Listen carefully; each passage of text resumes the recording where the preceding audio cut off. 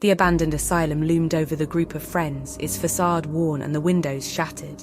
The silence was heavy and the wind sighed, carrying with it the whispers of the disturbed spirits inside. The friends had heard many tales about this place. It was said that it was haunted by the restless spirits of the patients who had died within its walls. They eagerly ventured inside, their curiosity outweighing their apprehension. The door creaked as it opened, and the darkness swallowed them whole. The first thing they noticed was the stench. It was a combination of old, mouldy walls and something more sinister. The floorboards creaked under their feet, and the sound echoed through the halls. Every step they took, they were plagued with a sense of dread, an uneasiness that seeped into their bones. As they wandered deeper into the asylum, doors began to slam shut on their own. The sudden and forceful sound made everyone jump.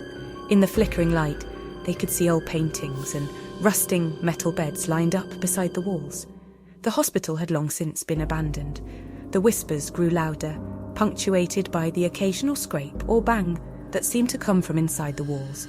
The group felt as if they were being watched, though they could see no one. They continued cautiously, the darkness becoming deeper and the silence more profound. After they turned a corner, they found themselves facing an empty hall with a door at the end. The door was rusted and battered, with the number of the room faintly painted in red, embossed letters.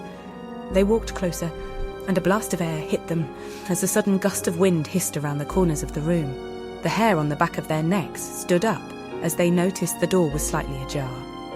They hesitated for a moment. Their curiosity got the best of them. They walked into the room. The air inside smelled of rot and decay, and their senses were engulfed by a sinister chill. The group grew silent, each breath shallow and strained. They tried to leave, but the door was locked from the outside. As they turned around, they found themselves face to face with an apparition. She was a woman in a white gown, her long hair cascading down her back. Her eyes were red-rimmed, and a grotesque grin was etched on her face. In horror, they tried to scream, but their voice caught in their throat. Suddenly, the door creaked open, and the apparition vanished. A sense of relief washed over the group, and they scurried out of the room. They walked faster, panicked, and got lost trying to find their way back to the entrance. As they turned another corner, they ran into a ghostly nurse's station. The nurse's cabin was empty, with only cobwebs and dust covering the furniture. But then they heard breathing behind them. They were not alone. Two spectral nurses appeared in front of the group, their eyes empty yet malicious. They lunged forward, grabbing them by the throat. The group tried to fight them off, but their grasp was too strong. They started to feel dizzy and lightheaded as the nurses choked them. As the group fell to the ground, an eerie cackle filled the air, echoing through the hallways, and everything went black. The group woke up outside of the asylum, with no memory of how they had got there.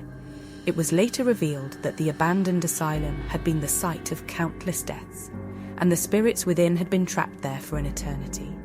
The group of friends had been unfortunate enough to stumble into their realm, and they had been lucky to escape with their lives. Years passed, and the friends never spoke of that night again. But every now and then, they would catch a glimpse of a white, ghostly figure in their peripheral vision, and they knew that the spirits of the asylum would always haunt them.